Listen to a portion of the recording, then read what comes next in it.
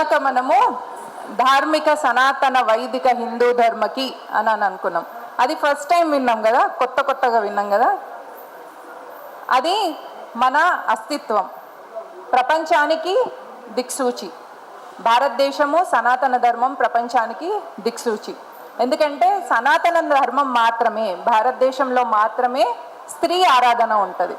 ఇక్కడ మాత్రమే స్త్రీ ఆరాధన పద్ధతి అనేది ఉంది. ప్రపంచంలో ఏ దేశంలో కూడా స్త్రీని ఒక వస్తువుగా, ఒక భోగ వస్తువుగా చూస్తుందే తప్ప కేవలం భారతదేశంలో మాత్రమే లక్ష్మిగా, జ్ఞానానికి సరస్వతిగా, శక్తికి పార్వతిగా. కాబట్టి ఇట్లా చూసే సంస్కృతి మనదే. కాబట్టి ఈ దేశంలో పుట్టడం అదృష్టం, అందులో హిందువుగా పుట్టడం ఇంకా అదృష్టం. అయితే మళ్ళీ ఇందులో పుట్టి కుల గజ్జితోని, ప్రాంత గజ్జితోని, భాష గజ్జితోని విడిపోతున్న హిందూ.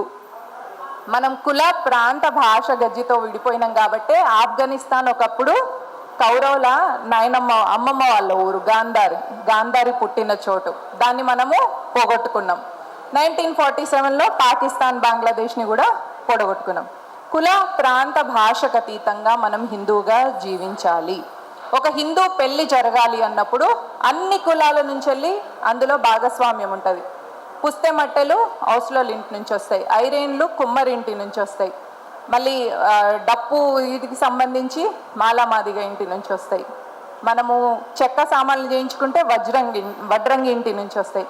కాబట్టి ఇట్లా కులాలన్నిటినీ కూడా కలుపుకొని ఒక హిందూ వివాహం మనం సంపన్నం చేసుకున్నాము అంటే ప్రతి కులము వ్యక్తి ఆ పెళ్లికి మేనమామలాగా, పెళ్లి పెద్దలాగా నిలబడినప్పుడు ఒక కులం తక్కువ, ఒక కులం ఎక్కువ అని మనం ఆలోచించొద్దు. ఎందుకంటే సప్త ఋషులు వాళ్ళ పత్నుల నుంచెల్లే మనం వచ్చినాం, మన గోత్రనామాలు వాళ్ళ నుంచెల్లే వచ్చినాయి. కాబట్టి ఒక కులాన్ని మనం తక్కువ చేసి ఇంకో కులాన్ని మనం గొప్పగా ఫీల్ అయినప్పుడు విదేశీ వాళ్ళు వచ్చేసి ఆ డిఫరెన్స్ మన దగ్గర ఉన్న దాన్ని వాళ్ళు తీసుకొని మన వాళ్ళను మత మార్పిడి చేయడం వల్ల మన సంఖ్య తగ్గిపోయినప్పుడు, సంఖ్య లేనప్పుడు యుద్ధం ఓడిపోతాం. కాబట్టి ఈ యుద్ధం మనం గెలవాలన్నా, మనము మన నాగరికతను, మన సంస్కృతిని కాపాడుకోవాలన్నా కూడా మనము కుల ప్రాంత భాషకు అతీతంగా హిందూగా జీవించే ప్రయత్నం చేయాలి. ఈ విషయాలన్నీ ఒక తల్లి మాత్రమే బిడ్డకు చెప్పగలదు. తండ్రి బయటికి వెళ్ళి ఇంటికి కావాల్సిన వస్తువులు బ్రెడ్ ఎర్నింగ్లో ఉంటాడు కాబట్టి తల్లి ఈ విషయాలు పిల్లలకు చెప్పాలి. ఈ బాధ్యత ప్రతి హిందూ మహిళ తీసుకోవాలి. మనం కమ్మ, కాపు, రెడ్డి, వెలమ, మాల, మాదిగ, బ్రాహ్మణ, వైశ్య ఇట్లా అనుకుంటే మనము శక్తి తగ్గిపోతుంది. కలిపినప్పుడే మన చేత్తోని మనం మన ధర్మాన్ని కాపాడుకోగలం. ప్రతి స్త్రీలో ఫెమినైన్ ఎనర్జీ ఉంటుంది, మాస్కులైన్ ఎనర్జీ ఉంటుంది. నేచర్లో ఉన్న రెండు ఎనర్జీస్ స్త్రీలో ఉంటాయి. అందుకనే మనమే ఆడపిల్లకు జన్మనిస్తాం, మనమే మగబిడ్డకు జన్మనిస్తాం. మన పిల్లలు బాయిలర్ కోళ్ళలాగా కాకుండా ఛత్రపతి శివాజీ లాగా, ఝాన్సీ లక్ష్మీబాయి లాగా, రాణి రుద్రమ లాగా తయారవ్వాలి అంటే తల్లి చిన్నప్పటి నుంచి జిజియామాత ఎట్లయితే శివాజీని పెంచి పెద్ద చేసిందో అట్లా చేసుకోవాలి. మనం మన పిల్లలకు మన ధర్మం యొక్క విశిష్టత చెప్పాలి, మన దేశ చరిత్రను చెప్పాలి, మన పూర్వీకులు ఎంత త్యాగం చేస్తే మనకు స్వతంత్రం వచ్చింది అనేది చెప్పుకోవాలి. ఆ స్వతంత్ర పోరాటం చేసినప్పుడు ఆ స్వతంత్రం కోసం మన దేశాన్ని లూటీ చేయడానికి వచ్చిన బ్రిటిష్ మనల్ని కమ్మ, కాపు, రెడ్డి, వెలమ, మాల, మాదిగా అని చూడలేదు, మనల్ని భారతీయుడిగా, హిందూగా చూసింది. కాబట్టి మనము కుల ప్రాంత భాషకు అతీతంగా హిందువుగా, కుల ప్రాంత భాషకు అతీతంగా భారతీయుడుగా మన దేశానికి ఏది ఉత్తమమైంది అంటే మన వ్యక్తిగత స్వార్థం, మన వ్యక్తిగత ప్రయారిటీస్ని పక్కన పెట్టి ఈ విషయాల పట్ల మనం గమనించినట్టయితే అప్పుడు మన దేశానికి మనము ఉపయుక్తంగా అవుతాం. మనం భర్తగా ఎన్ని చేసినా కూడా భర్త హ్యాపీగా ఉండడు.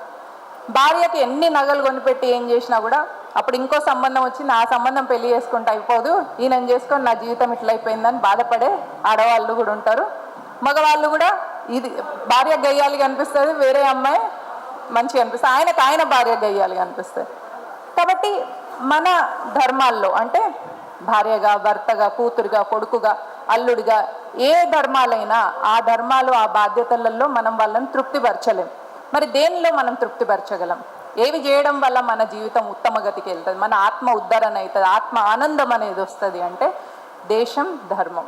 ఎందుకంటే పశువులు కూడా పిల్లల్ని కంటాయి, పశువులు కూడా తింటాయి. అన్ని పశువులకు మనుషులకు తేడా ఏంటిది అంటే ఏదన్నా ఒక సిద్ధాంతం కోసం నిలబడడమే. అదే దేశం, ధర్మం.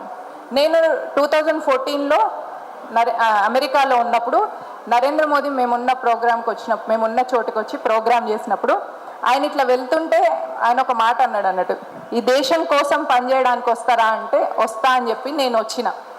అట్లా నేను 2014లో ఆయన చెప్పిన మాటలు విని 2018లో భారతదేశం వచ్చిన తర్వాత నాకు కలగా అనిపిస్తుంది, నేను అసలు నిజంగా రాగలిగిన. ఎందుకంటే అమెరికా అనేది వెళ్ళడమే కానీ తిరిగి రావడం అనేది చాలా ఇంపాసిబుల్. కాకపోతే నేను ఏదో పూర్వజన్మలు ఏదో పుణ్యం చేసి ఉంటా, మా అమ్మ నాన్న కూడా పుణ్యం చేసి ఉంటారు. నేను ధర్మం కోసం పనిచేస్తే నేను చేసిన పుణ్యం వాళ్ళకు కూడా వెళ్తుంది. కాబట్టి ఆ పుణ్యం కోసం నేను వచ్చినాను. అట్లే మీ పిల్లల్ని మనం ధర్మం కోసం నిలబెట్టినప్పుడు వాళ్ళు కూడా ధర్మ కార్యక్రమం చేసినప్పుడు ఆ పుణ్యం మీకు మీ పూర్వీకులకు వస్తుంది. మన ఆడపిల్లలు లవ్ జిహాద్కి బలైనరు అని అంటే ఆ పాప ఆ టార్చర్ని అనుభవిస్తుందంటే పితృదేవతలు బాధపడతారు. కాబట్టి పిల్లలకు చిన్నప్పటి నుంచే చెప్పుకోవాలి, మీకు మీ కులం పట్ల అభిమానం ఉండొచ్చు, అభిమానం ఉండాలి, దురభిమానం ఉండొద్దు అని నేను చెప్పట్లేదు. అభిమానం ఉండొచ్చు, దురభిమానం పెంచుకోకుండా హిందూగా జీవించే ప్రయత్నం చేయండి. పిల్లలకు హిందుత్వం గురించి చెప్పండి. వాళ్ళు వేరే మతంలోకి వెళ్ళిపోయినరు అంటే పిండం పెట్టరు, ఏం పెట్టరు. అప్పుడు పితృదేవతలు బాధపడతారు.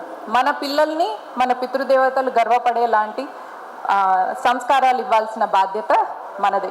అట్లా ఇద్దామా? ఒక్కసారి చిన్న ప్రమాణం చేసుకొని నేను నా వానికి విరామం ఇస్తాను. ఒక్కసారి అందరు మీ గుండె మీద చేసుకొని, నేను నా దేశం కోసం, నా ధర్మం కోసం వారంలో 2 గంటల సమయం ఇస్తానని మనసా వాచా కర్మన ప్రమాణం చేస్తున్నాను.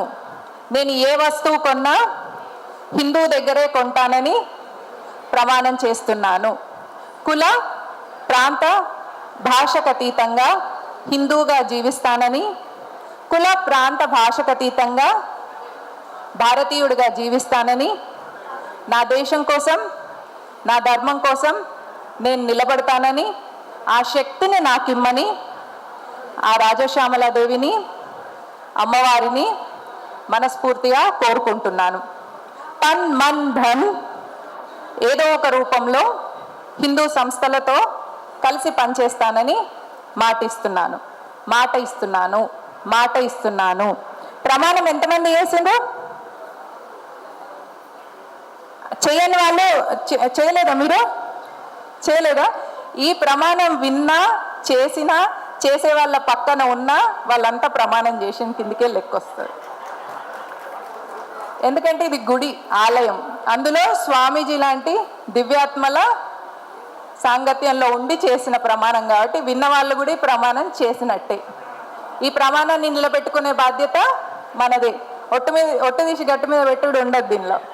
Okay, thank you. ఈ అవకాశం ఇచ్చిన వాళ్ళందరికీ పేరు పేరున ధన్యవాదాలు తెలియజేస్తూ ఒక్కసారి జై శ్రీరామ్, జై శ్రీరామ్, భారత్ మాతా కీ, భారత్ మాతా కీ, ధార్మిక సనాతన వైదిక హిందూ ధర్మ కీ, ధార్మిక సనాతన వైదిక హిందూ ధర్మ కీ, సీతావతి రామచంద్ర की, राधापति कृष्णचंद्र की, गौरीपति चंद्रचूड़ की, पवन सुत हनुमान की, राम लक्ष्मण जानकी, राम लक्ष्मण जानकी। जय जय माता, जय जय माता, देश की माता, सबकी माता। ऊपर देखो, नीचे देखो, आगे देखो, पीछे देखो, गली में देखो, दिल्ली में देखो, अरे दिल में देखो। बोलो बोलो बोलो, भारत माता की, बोलो बोलो भारत माता की। बहुत बहुत धन्यवाद।